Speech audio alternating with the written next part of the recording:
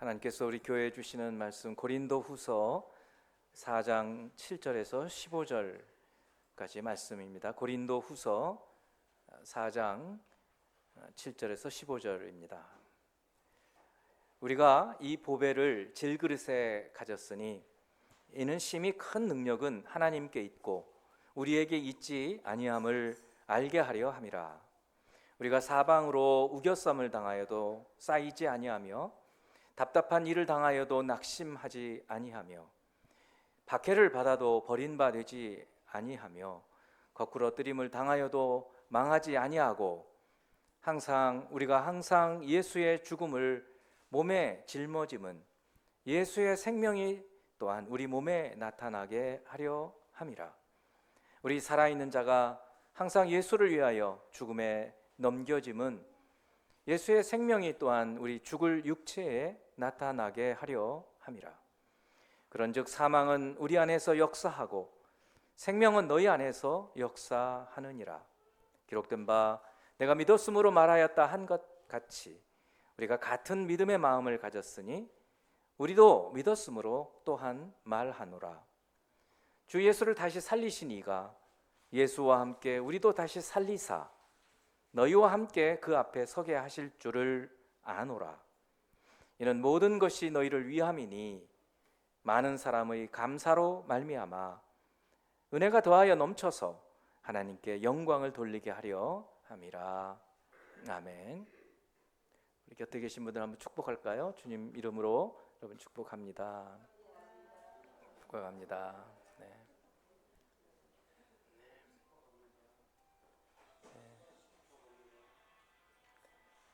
우리 유리가 이제 잠이 안 깼나 보죠? 네. 아 그래요. 네. 우리 친 할머니이신 윤금순 권사님 오셨습니다. 환영합니다. 네, 환영합니다. 우리 유리 축복하기 위해서 같이 오셨습니다. 오늘 본문의 말씀의 제목은 예수가 소망이 되는 이유입니다. 우리가 예수를 믿으면 모든 게 다 형통하고 잘 되면 얼마나 좋겠습니까만 그런 일은 일어나지가 않죠. 예수를 잘 믿어도 일이 순조롭게 되지 않을 때가 있습니다. 건강이 좋지 않을 때도 있어요. 기대했던 일이 어긋나서 낙심될 때도 있습니다. 뿐만 아니라 이 모든 일들이 한꺼번에 몰려올 때도 있어요. 참 그럴 때면 절망감이 들죠. 이런 때 어떻게 여러분 하십니까? 아니 어떻게 해야 할까요? 한 가지 어려움만 와도 전전긍긍 가슴이 철렁 이러는데 막 사방에서 조여오는 거예요. 몸은 아프죠. 관계에 문제가 생기죠. 경제적인 어려움은 생기죠. 와, 그러면 어떻게 하느냐 말이죠. 그 예수 믿는다고 좀 달라집니까? 여러분들은 좀 다르게 사시나요? 다르게 산다면 어떻게 해야 우리가 다르게 살 수가 있을까요? 오늘은 그 말씀을 이 본문을 통해서 하나님께서 우리에게 주십니다. 귀를 기울여서 듣고 한 번만 그냥 듣고 그냥 그날 까먹고 아니 그 주만 생각하는 것이 아니라 이런 말씀들을 한번 마음에 새겨놓고 그런 어려움 때가 올 때 꺼내서 생각해 보는 거예요. 이 본문을. 그래서 이 본문이 이런 말씀이구나. 그것을 좀 묵상하고 은혜 받는 그런 시간이 되면 좋겠습니다. 여러분 사람은 질그릇입니다. 질그릇. 좀 실감이 안 날 수 있죠? 무슨 사람이 그릇이야. 멋진데.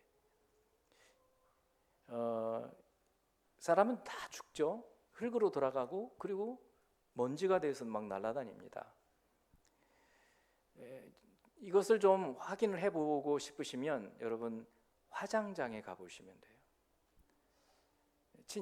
가장 가까운 친지나 친구가 세상을 떠나서 화장장에 가보죠. 그러면 이제 소각로가 있어요. 소각로에 시신이 들어갑니다. 그리고 애통하죠. 그리고 이제 문이 닫혀요. 철문이 이렇게 닫히고 1시간 반쯤 오라고 합니다. 와 보면 유골함에 재로 들어 있어요. 다 빻아줍니다. 어떨 때 금반지도 나와요. 이빨도 금이빨도 나오고요. 이제 그거 유류품 줍니다. 거기서 먼지가 되는 겁니다. 오늘 다시 본문 첫 번째 4장 7절, 우리가 이 보배를 질그릇에 가졌으니, 이 질그릇은 사도 바울이 고린도 교회에 보내는 세 번째, 두 번째, 하여튼 몇 번째인지 모르지만 우리 성경에서는 전서, 후서 되어 있어서 두 번째 서신인 이 고린도 후서를 보내면서 우리라고 얘기를 해요. 우리는 아마 선교팀이라고도 볼 수 있고, 또 고린도 교회까지 다 포함해서 될 수도 있고, 그리고 지금 여기 있는 여러분, 우리도 될 수 있어요. 그래서 우리가 이 보배를 질그릇에 가졌다는 거예요. 질그릇. 그래서 우리 몸을, 우리 자신을 질그릇이라고 얘기를 해요. 여러분, 질그릇은 약하죠. 이게 독일어 되어 있거든요. 질그릇, 이게 흙으로 해서 여기다 유약을 뿌리고 뭐 해서 가열을 해서 이렇게 됐는데, 이거 한번 놓으면 어떻게 될까요? 팍삭하게 확 깨지죠. 이게 뭐 스테인레스나 뭐 그런 것들은 안 깨지지만, 이 질그릇은 깨지게 돼. 흙으로 되어 있기 때문에. 여러분, 우리가 뭐로 되어 있어요? 흙으로 되어 있잖아요. 그래서 질그릇이라고 해요. 흙이에요. 얼마나 연약한지 몰라요. 우리가 떨어뜨리면 깨진다고요. 제 친구 하나는 산책을 하다가 맨홀 뚜껑을 그냥 모르고 약간 어둑해서 그냥 발로 툭 찼는데, 그게 엄지발가락에 충격이 가가지고 지금 몇 달째 잘 못 걸어요. 이제 엄지발가락을 세워서 들어야 되잖아요. 아프니까. 그렇게 걸었더니 그렇게 해서 한 몇 달을 걸었더니 이제는 이게 발등이 이렇게 또 붓는데요. 너무 약해요. 여러분, 지금 이렇게 마스크도 안 쓰고 식사도 하고 하지만 우리가 그 눈에 보이지 않는 바이러스 때문에 얼마나 고생을 했습니까? 약하다고요. 질그릇, 여러분, 우린 일단 약하다는 사실을 알아야 돼요. 평생 안 죽을 것 절대 그렇지 않아요. 약해요. 하나님께서 우리가 어떤 존재인지를 너무 적나라하게, 아주 마음에 쨍하게 알려주시는 말씀이 있어요. 시편 103편. 이는 그가 우리의 체질을 아시며, 여기 그가 하나님이세요. 우리의 체질, 우리가 뭘로 만들어져 있는 이 체질을 다 아셔요.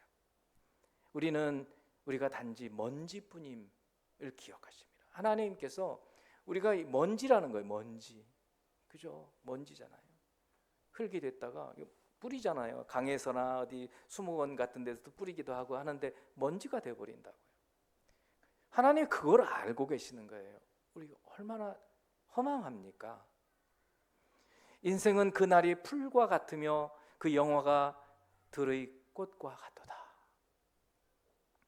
그것은 바람이 지나가면 없어지나니, 바람이 휙 불면 풀 그리고 꽃이 핀 게 시들어 버리잖아요. 그리고 조금 지나면 잎이 떨어지고 다 죽어버리고, 그리고는 흙이 되고 먼지가 돼서 바람이 불면 날아가서 그 자취도 몰라요. 그 있던 자리도 다시 알지 못하거니와. 이게 우리 인생이라는 것을 우리는 잊어버리고 산다고요. 근데 하나님이 이거를 알게 하시는 거예요. 우리가 그렇지. 근데 지금은 먼지가 아니고 지금은 그릇이에요. 거기다 뭐도 담을 수도 있고요, 뭘 할 수도 있어요. 살아있을 때는 질그릇, 죽고 나면 먼지. 그런데 주님이 17절 18절에 이렇게 말씀해요. 여호와의 인자하심은 자기를 경외하는 자에게 영원부터 영원까지 이르며, 하나님의 헤세드, 인자하심, 사랑, 이것이 하나님을 경외하는 사람에게 영원부터 영원까지 하나님의 사랑이 있다는 거예요. 우리는 그 안에 살고 있는 거예요. 그의 의는 체다카, 미슈파트, 이 의가 그의 자손의 자손에게 이르느니. 우리가 하나님 앞에서 의가 없이는 하나님께 갈 수 없어요. 예수님의 의가 우리의 의가 됐어요. 굉장히 어려운 의라는 표현인데 하나님의 이 의, 주님께서 우리에게 주시는 그 의 때문에, 그리고 우리가 행하는 의 때문에, 예수님 때문에 받는 의 때문에 우리가 하나님 앞에 설 수 있다는 거예요. 곧 그의 언약을 지키고 그의 법도를 기억하여 행하는 자에게로다. 참으로 인생이 어떤 존재인지, 질그릇, 그리고 흙이 되고, 그리고 먼지가 되어버리고, 있던 자리도 알 수 없는 그런 존재라는 사실을 주님이 알려주시면서, 동시에 하나님을 경외하는 자에게는 그 하나님의 인자하심이 영원부터 영원까지 함께해서 그 하나님의 은혜 속에 살게 하신다는 말씀이에요.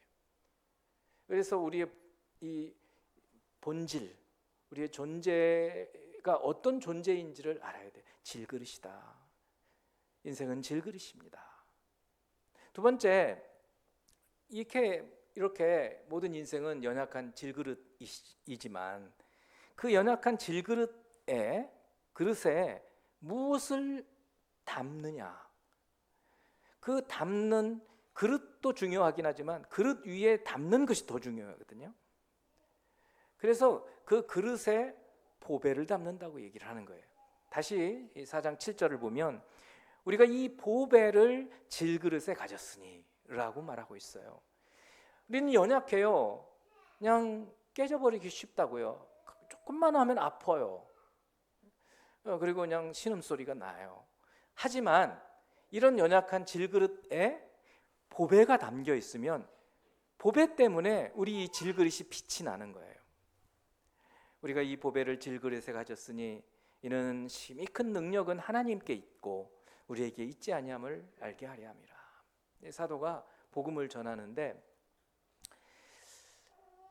이 고린도 교회에 이 3차 선교 여행, 2차 선교 여행 중에 가서 교회를 개척하고 3차 선교 여행지였던 에베소에서 고린도 교회의 문제점을 알고 편지를 보낸 거예요. 그게 고린도 전서 그리고 고린도 후서예요. 어떤 문제들이 많았냐면 말도 할 수 없을, 교회라고 말할 수도 없을 정도의 문제가 많았어요. 그래서 고린도 전서에는 한 10가지 정도의 여러 종류의 문제점에 대해서 교회의 문제를 해결하도록 지침을 주고, 어떤 사람들 아예 출교시키라고도 얘기하고 단호하게 이렇게 얘기를 해요. 그러니까 이제 그런 식으로 문제가 금방 해결되면 좋은데 그러지도 않았어요.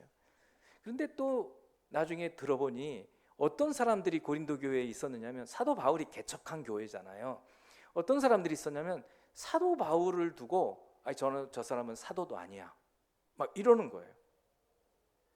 예수님 생전에 뭐 제자였나? 아니잖아 막 이런 식의, 그리고 뭐 돈 뜯어내려고 그래 막 이런 이상한 막 얘기들이 고린도 교회 안에 들어오는 거예요.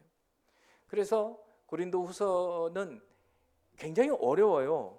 고린도 전서를 속속들이 알아도 처음에 이해하기가 어렵다고요.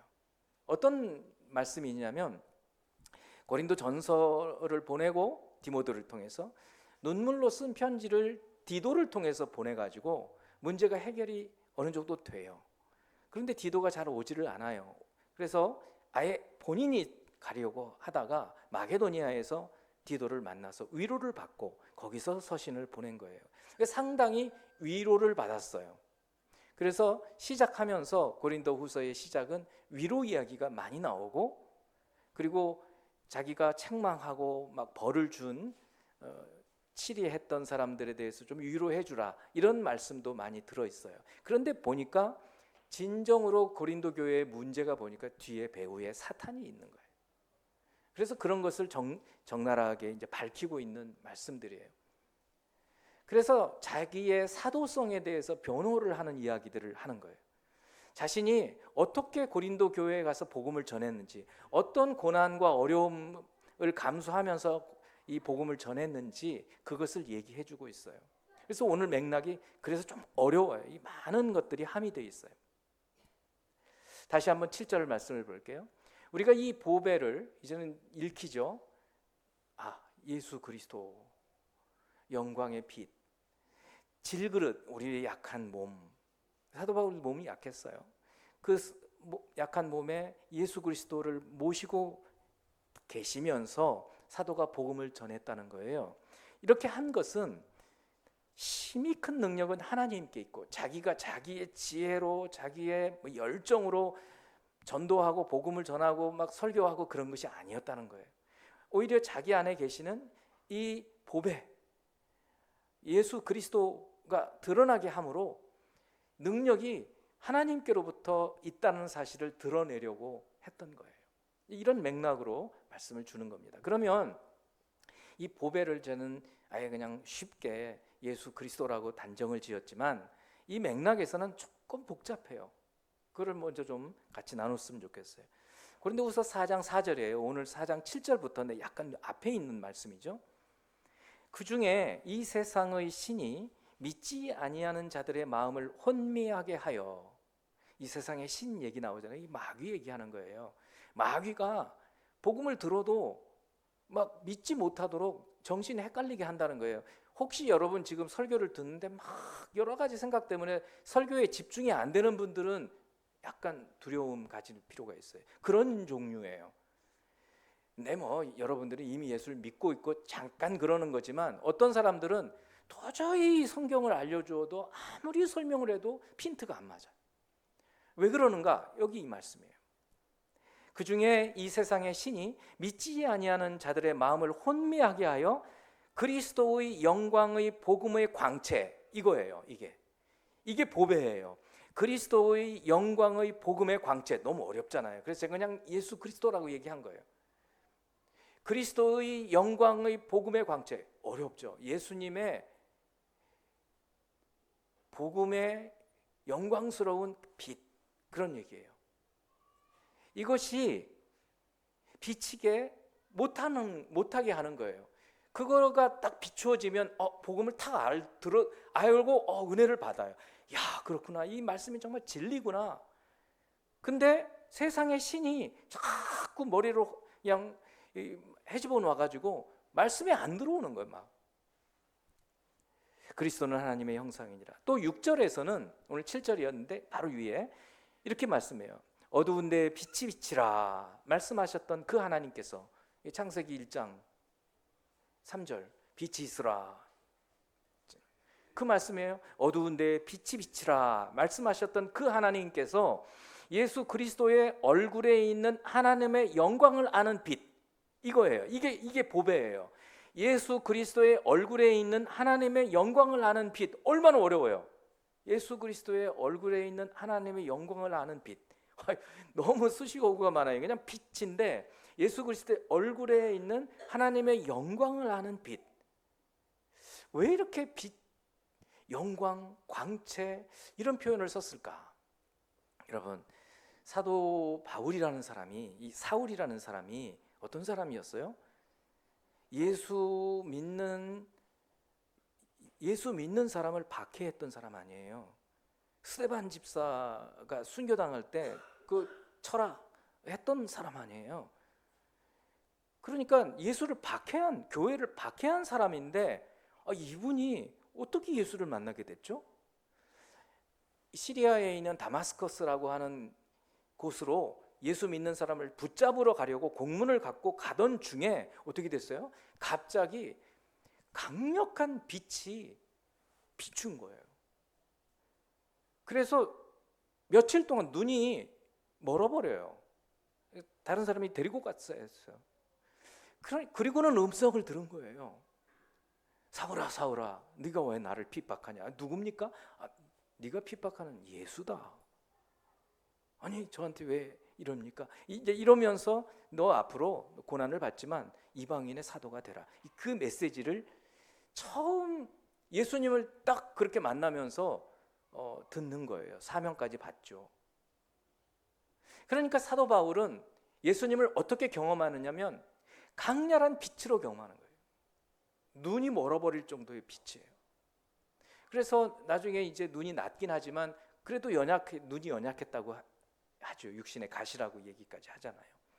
그러니까 사도 바울은 그거를 평생 잊지를 못하는 거예요.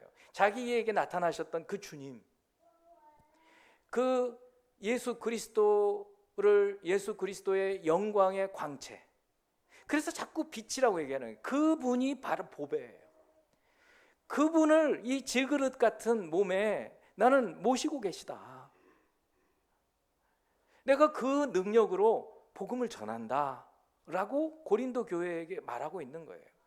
고린도 교인들은 다 알아들어요. 이제 이 정도면 우리도 이제 어느 정도 알죠. 왜 이렇게 질그릇 얘기를 자꾸 하는가? 당시 로마 시대에 이것이 굉장히 실감나는 예였어요.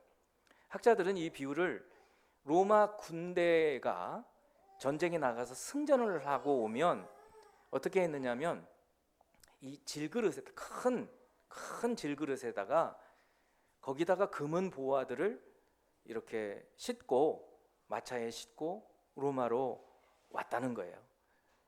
개선식 승전 기념을 그렇게 했다는 거예요. 그래서 실제로 주전 167년에 마케도니아의 전투에서 아이밀리우스 파울루스라고 하는 장군이 큰 승리를 거두고 그 기념하는 행사에서 은화를 담은 750개의 질그릇, 그 질그릇 속에 750개의 질그릇 속에 은화를 가득 담아가지고 이 승전 기념을 했다고 로마 역사가인 이 플루타르크가 얘기를 하고 있어요. 이런 광경을 떠올리면서 사도는 질그릇 같은 내 몸에 보배가 계시다.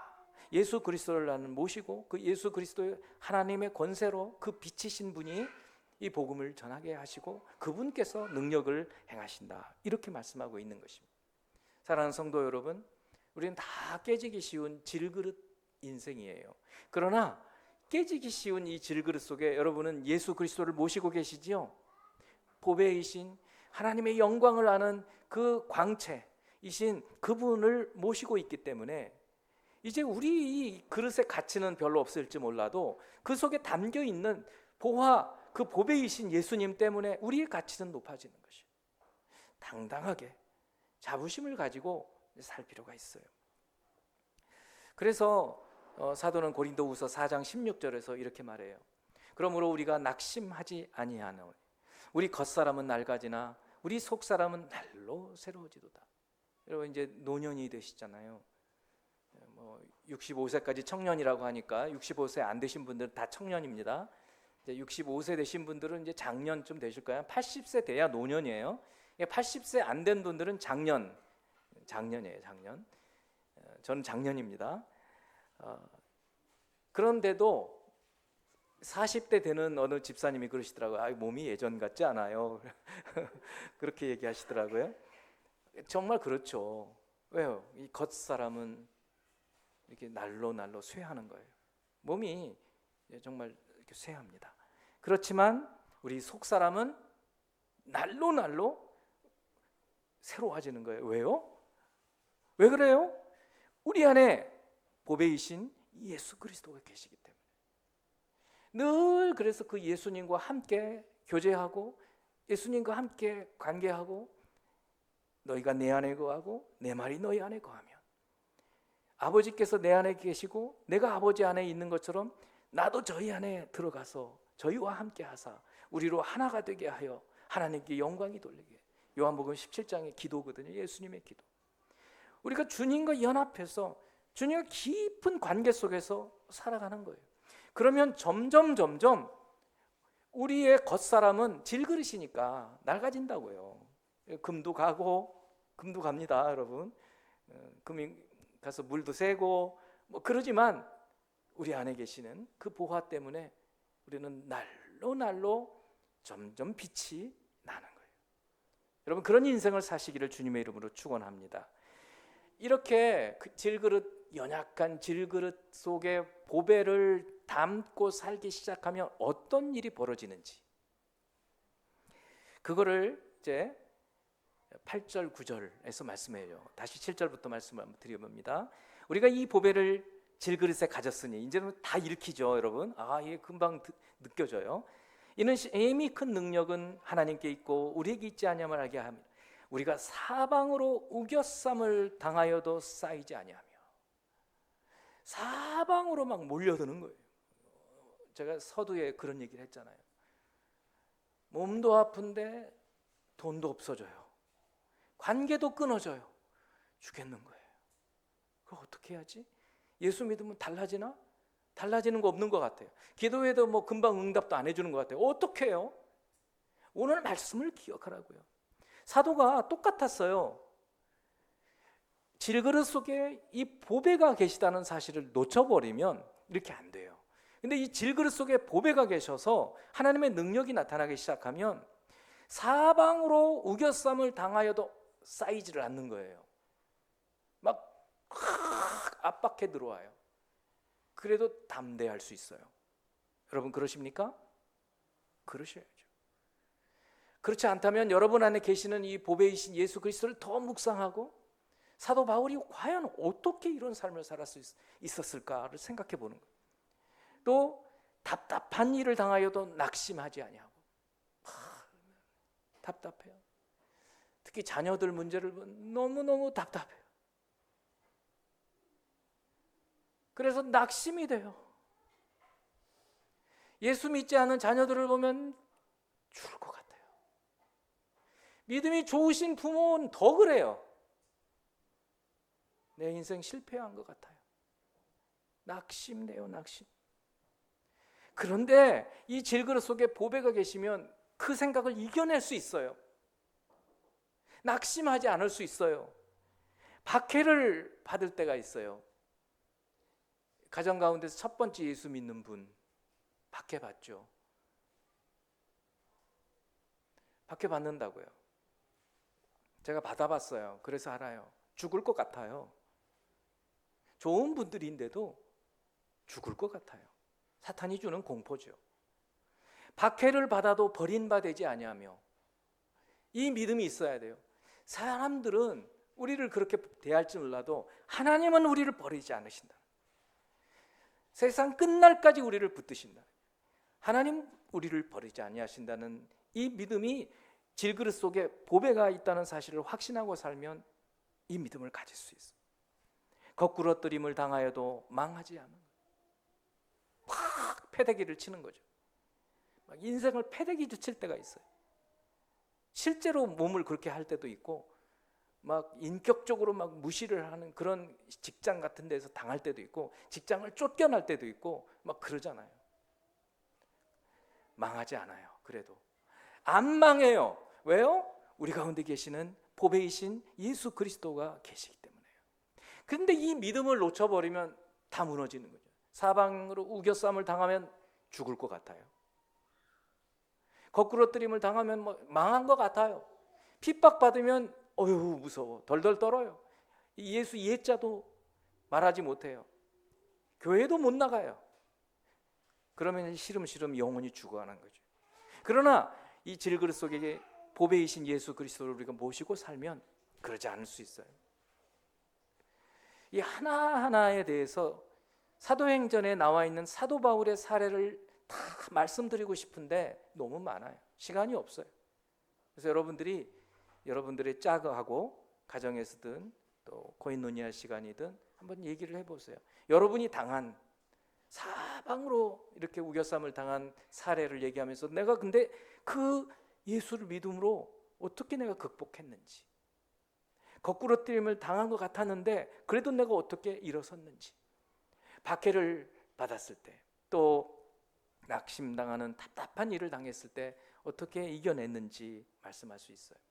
고린도후서 11장 32, 33절 한 가지 사례만 들면 사방으로 우겨쌈을 당하는 답답한 이 상황 가운데 있었던 사도가 어떻게 이겨냈는지. 다메섹에 있었을 때예요. 다메섹에 있었다는 얘기는 아까 아나니아에게 안수를 받고 처음 예수 믿고 눈이 이제 치료받고 나서예요. 이게 예수 믿자마자 얼마 안 되었을 때예요. 아라비아로 가기 전이니까.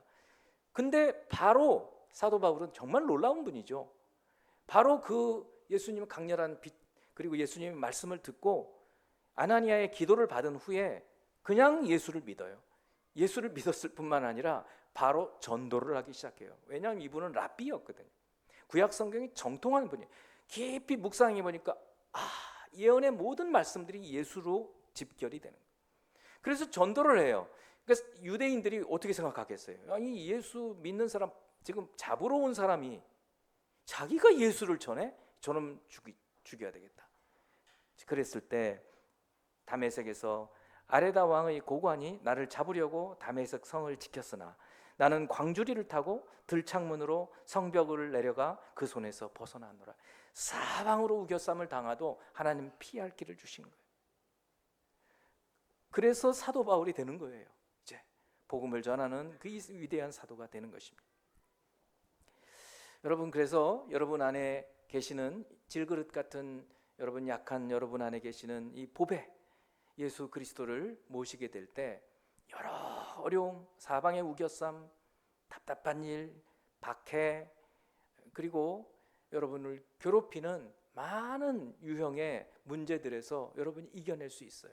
이것이 예수를 우리가 소망하고 예수를 믿어야 되는 이유 중에 하나예요. 두 번째, 이런 어려움 속에서도 오늘 말씀을 다시 이제 10절부터 마지막 절까지를 천천히 볼게요. 우리가 항상 예수의 죽음을 몸에 짊어짐은, 이 말씀은 예수님의 십자가의 죽으심, 이것을 늘 기억하고 사는 거예요. 예수의 죽음을 몸에 짊어졌다. 예수의 생명이 또한 우리 몸에 나타나게 하려면 여기 부활이 나오는 거죠. 부활. 우리가 예수가 소망이 되는 이유는 어려움 속에서도 우리가 극복해낼 수 있는 것도 있지만, 또 하나는 어려움 속에서 부활 신앙이 확실하게 잡히는 거예요. 11절, 우리 살아있는 자가 항상 예수를 위하여 죽음에 넘겨짐은, 복음을 전하면서 맨날 박해를 받았으니까, 특히 사도 경우에 지금 그 얘기를 하는 거예요. 예수의 생명이 또한 우리 죽을 육체에 나타나게 하려 함이라. 그런즉 사망은 우리 안에서 역사하고 생명은 너희 안에서 역사하느니라. 이거는 고린도 교회를 향한 말씀인 거예요. 우리가 죽을 고생 다해서 복음을 전해서 우리는 죽음이 우리 안에서 막 일을 하는 것 같은데, 너희에게는 생명이 일한다는 거예요. 이 복음을 전하게 되므로 교회가 세워지고, 교회가 세워짐으로 인해서 생명이 이렇게 전해지고 있다. 그 말씀을 하고 있는, 기록된 바 내가 믿었으므로 말하였다. 이거 시편을 인용해서 말씀한 거예요. 우리가 같은 믿음의 마음을 가졌으니 우리도 믿었으므로 또한 말하노라. 곧 예수를 다시 살리신 이가 하나님이시죠. 성부 하나님께서 예수와 함께 우리도 다시 살리사.